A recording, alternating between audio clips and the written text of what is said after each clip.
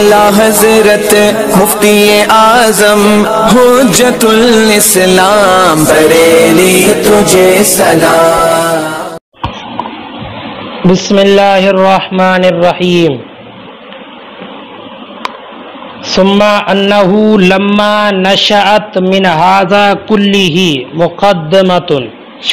وہی ان الزمان لا يجب الا عند وجود المماثلۃ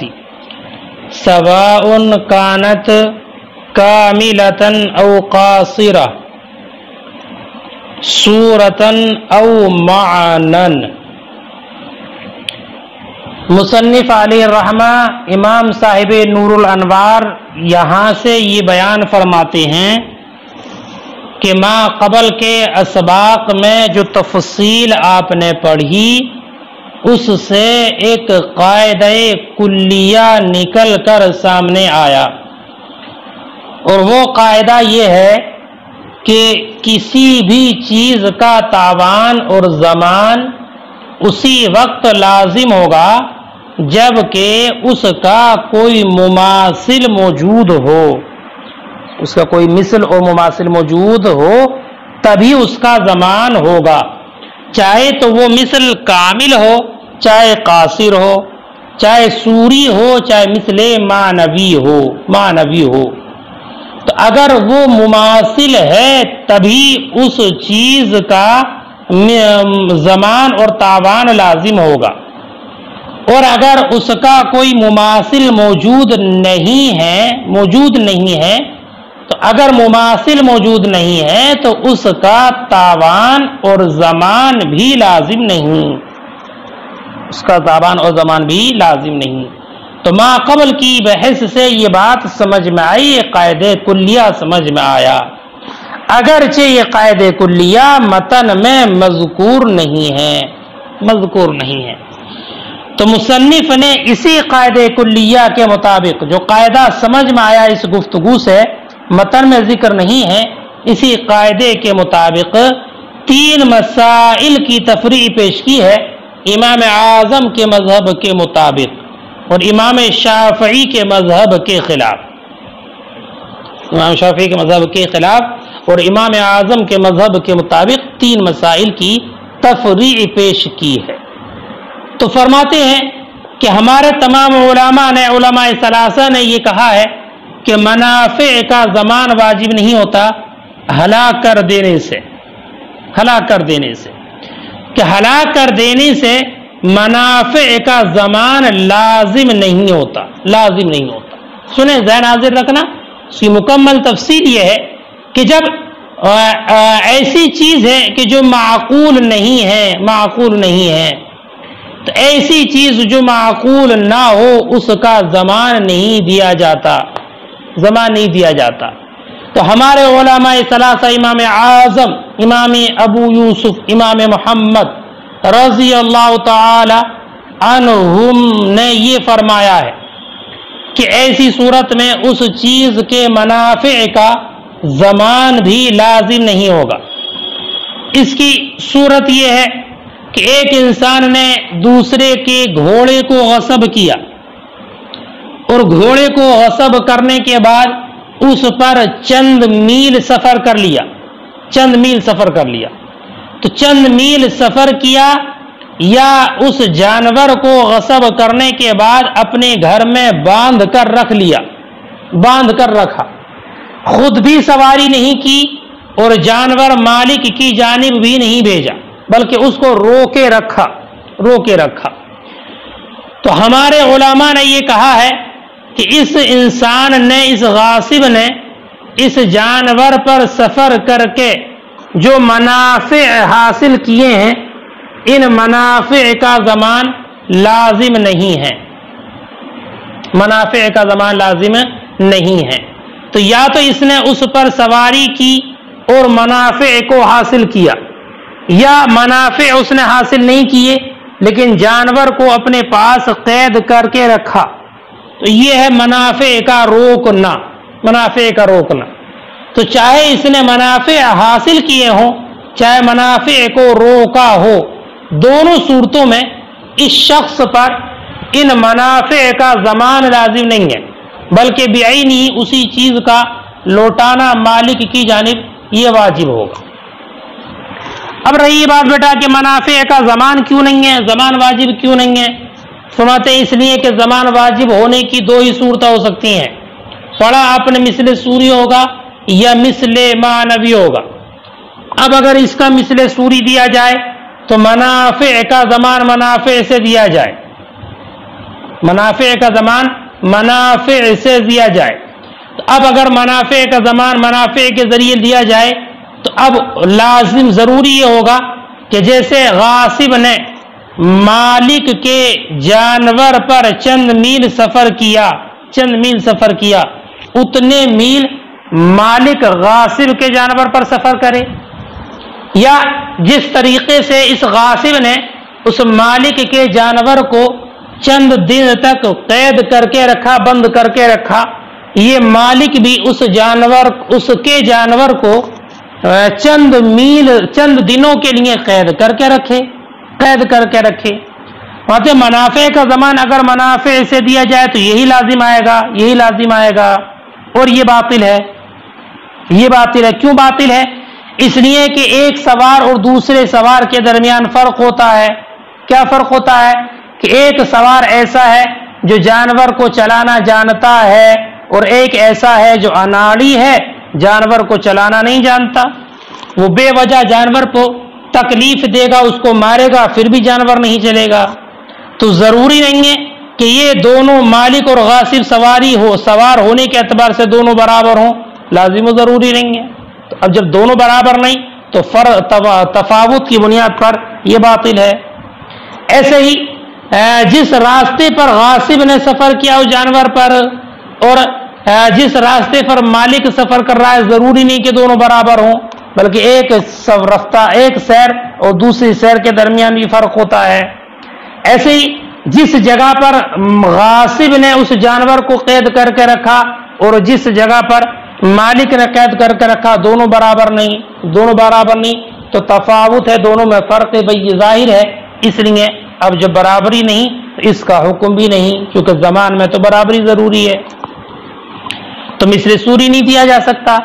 اب رہا یہ کہ مثل معنوی دیا جائے، مال وغیرہ اس پر کچھ لازم ہو تاوان کے طور پر، فرماتے مال بھی دینا جائز نہیں ہے۔ کیوں؟ اس لیے کہ منافع جو ہوتے ہیں نا، یہ عرض ہوتے ہیں، عرض یہ بذات قائم نہیں ہوتے بلکہ دوسرے سے مل کر قائم ہوتے ہیں،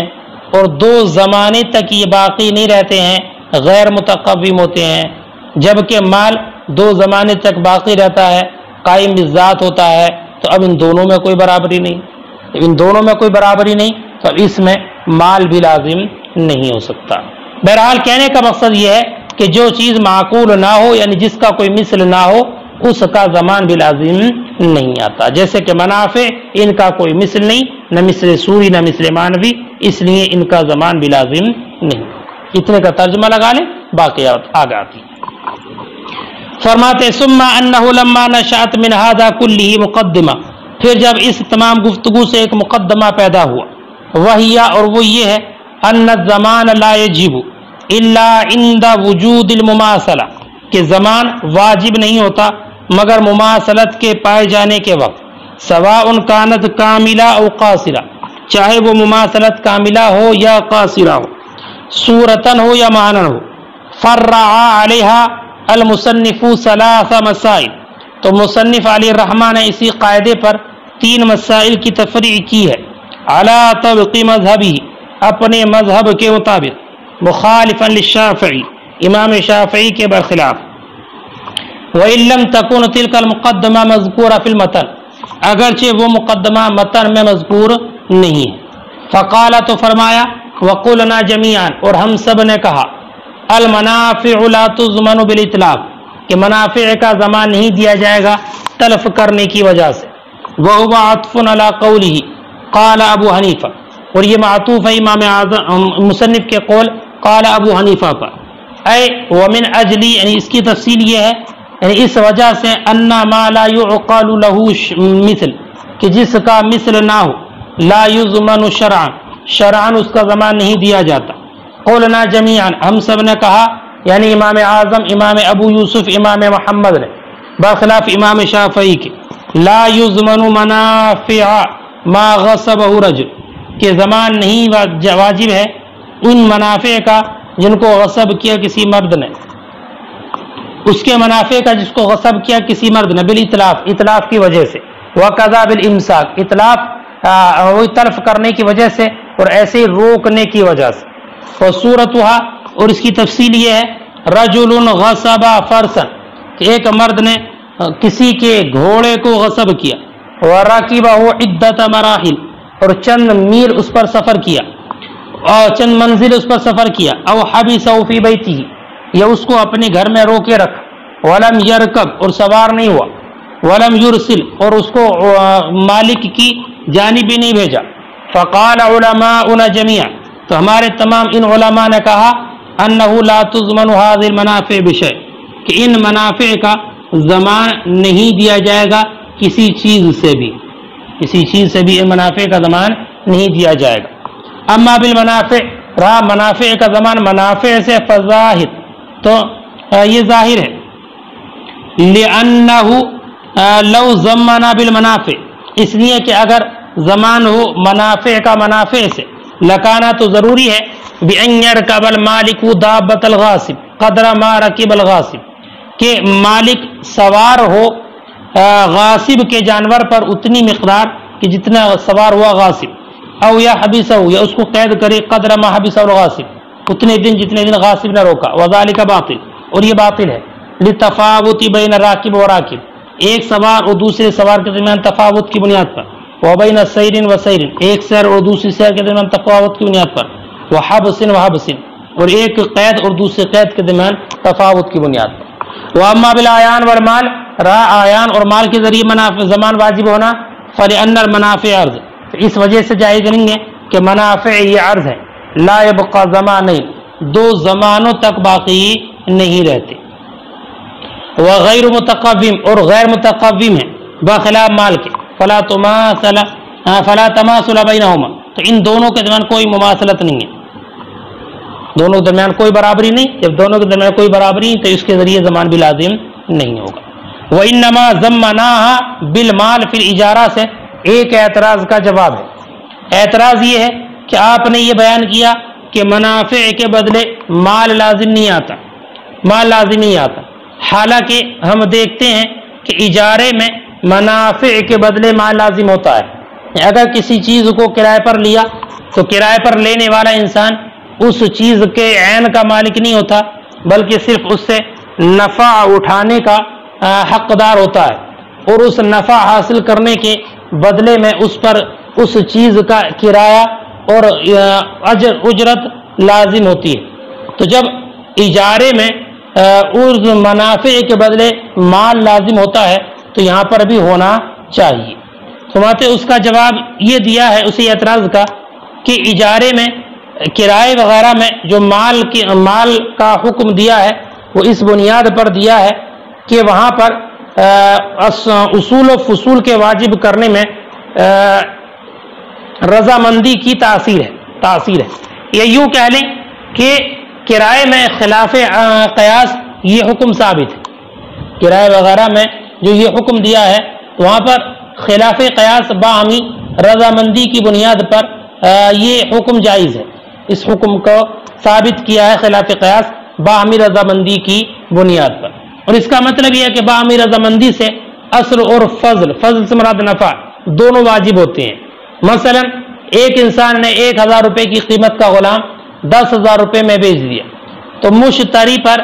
اصل یعنی 1000 بھی واجب ہے اور فضل یعنی فائدہ جو ہے 9,000 روپے وہ بھی واجب ہے۔ اسی طرح باہمی رضامندی سے غیر مال کے مقابلے میں مال واجب ہو جاتا ہے، باہمی رضامندی سے غیر مال کے مقابلے میں مال واجب ہو جاتا ہے، جیسے صلح عندم العمد کی صورت میں قاتل پر مال واجب ہوتا ہے، یعنی اگر قتل عمد ہو لیکن بعد میں مال وغیرہ پر صلح کر لی جائے تو مال واجب ہو جاتا ہے، حالانکہ مال قصاص یعنی غیر مال کے مقابلے میں لیکن باہمی رضامندی کی بنیاد پر لازم ہو جاتا ہے۔ تو خلاف قیاس وہ حکم ثابت ہے، اور جانتے ہیں آپ جو حکم خلاف قیاس ثابت ہو اس پر دوسرے احکام کو قیاس نہیں کیا جاتا، اسی اعتراض کا یہ جواب ہے۔ وَإِنَّمَا ضَمَّنَاهَا بِالْمَالِ، اور ہم نے ان کو مال منافع کا ضمان قرار دیا ہے مال کے ذریعے، پھر اجارے میں،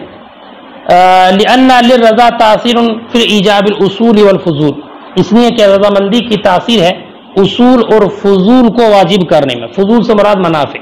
وَلَا تَأْثِيرَ لِلْعُدْوَانِ فِيهِ، لیکن زیادتی اور سرکشی کی اس میں کوئی تاثیر نہیں ہے۔ وَالشَّافِعِيُّ يَقُولُ، امام شافعی یہ کہتے ہیں کہ منافع کا ضمان واجب ہوگا اتنا جتنا کہ اس نے فائدہ حاصل کیا ہے، اور عرف میں اس کا کرایہ ہوتا ہے، کہ تو کرایہ کے مطابق اس پر مال لازم ہوگا قیاس کرتے ہوئے۔ والشافعی یقول، امام شافعی فرماتے ہیں بزمان یا بالمال، اس کے زمان کے بارے میں مال سے، بقدر العرف، عرف کی مقدار ان کے کرائے میں، الی ذالک المنزل، اس کی منزل کی طرف، اس کی منزل کا جو کرایہ ہے، قیاسا علی الاجارتی، اجارے پر قیاس کرتے ہوئے، یعنی انہوں نے یہ کہا جیسے اجارے میں جتنا کرایہ ہوتا ہے اسی کے مطابق قیاس کرتے ہوئے اس میں بھی اتنا کرایہ اور مال لازم ہوگا۔ والوجہ ما قلنا، لیکن وجہ اور فرق وہی ہے جو ہم نے بیان کر دی۔ ولا بد لك حينئذ من الفرق بين المنافع والزوائد، اب امام صاحب نور الانوار یہاں سے ایک بات یہ بیان فرماتے ہیں کہ تمہارے لیے منافع اور زوائد کے درمیان فرق کا جان لینا ضروری ہے، جان لینا ضروری ہے۔ اس کو آپ یوں سمجھ سکتے ہیں کہ ایک تو اصول ہوتے ہیں، کیا ہوتے ہیں؟ اصول، اور ایک زوائد ہوتے ہیں، اور ایک منافع ہوتے ہیں۔ تین چیزیں ہو گئیں، اصول، زوائد اور منافع۔ مثلا کسی نے کسی کی بھینس غصب کر لی تو یہ بھینس اصل ہے، بھینس اصل ہے، اور اس نے بچہ جو دیا وہ اس کا بچہ اور دودھ وغیرہ جو ہے یہ زوائد ہے، مطلب اس جہاں بھینس نے بچہ دیا غاصب کے پاس آ کر تو یہ زوائد ہے، یا اس نے دودھ دیا تو یہ زوائد میں سے ہے۔ اور اگر اسی پر سواری کی یا اس پر وزن وغیرہ لاد کر کسی جگہ لے گیا تو یہ سواری کرنا، وزن وغیرہ لادنا، یہ منافع میں سے ہے۔ کس سے ہے؟ منافع میں سے۔ ایسی درخت کا جو پھل ہے یہ زوائد میں سے ہے۔ کس میں سے ہے؟ زوائد میں سے۔ سمجھ گئے نا تینوں چیزیں، کہ بھینس یہ اصل شے ہے، اور اس کا جو بچہ اس نے دیا اور دودھ دیا یہ زوائد ہے، اور جانور پر جو سواری کی اور اس پر جو وزن وغیرہ لادا یہ اس کے لیے منافع میں سے، منافع میں سے۔ سب سے زیادہ قوت اصل میں ہوتی ہے، اصل سب سے زیادہ قوی ہے، پھر زوائد، پھر منافع۔ منافع کا آخری درجہ ہے تیسرا درجہ۔ ان تینوں کا حکم بھی مختلف ہوتا ہے، اصل کا حکم الگ ہے، زوائد کا الگ، منافع کا الگ۔ تفصیل اس کی یہ ہے کہ اگر فی نفسی کسی چیز کو غصب کر لیا تو مغصوب بنفسی ہی، یعنی اصل جس چیز کو غصب کیا ہے وہ ہلاک ہونے اور ہلاک کرنے دونوں صورتوں میں اس کا ضمان ہوگا۔ یعنی اصل شے جو ہے، اصل شے کا ضمان لازم ہوگا، چاہے اس کو ہلاک کیا ہو یا خود بخود ہلاک ہو گئی ہو، خود بخود ہلاک ہو گئی ہو، دونوں صورتوں میں ضمان لازم ہوگا۔ اور اگر زوائد ہیں جیسے کہ بچہ یا دودھ وغیرہ تو زوائد کا ضمان لازم ہوتا ہے ہلاک کرنے کی صورت میں، اس وقت میں ہلاک کرنے کی صورت میں، یعنی اگر ہلاک کیا ہے تو ضمان لازم ہے، اور اگر وہ خود بخود ہلاک ہو گئے، مثلا بچہ تھا مر گیا کسی وجہ سے، تو اب اس کا ضمان لازم نہیں ہے، اس کا ضمان لازم نہیں۔ مثلا کسی نے بھینس غصب کی اور اس بھینس نے بچہ دیا، پھر غاصب نے اگر اس بچے کو خود ہلاک کیا ہے تب تو ضمان ہوگا، اور اگر وہ خود بخود مر گیا تو ضمان لازم نہیں ہوگا۔ دو گئے۔ اور منافع جو ہے، منافع یہ نہ ہلاک کرنے سے ضمان واجب ہوتا ہے ان کا، اور نہ ہلاک ہونے سے،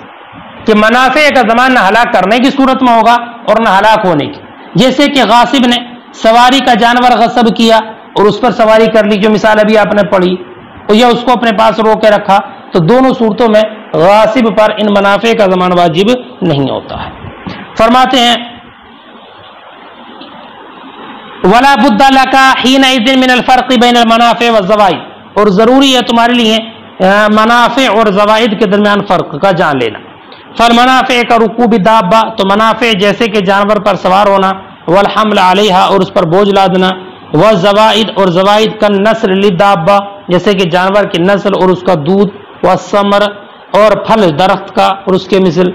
فرماتے ہیں فالمغصوب بنفسی یضمن بالہلاک، تو مغصوب نفسی کا ضمان دیا جائے گا ہلاک سے بھی اور استہلاک سے بھی، دونوں صورتوں میں. والزوائد تضمن بالاستہلاک، اور زوائد کا ضمان دیا جائے گا استہلاک کی صورت میں، دون الہلاک، نہ کہ ہلاک کرنے کی صورت میں،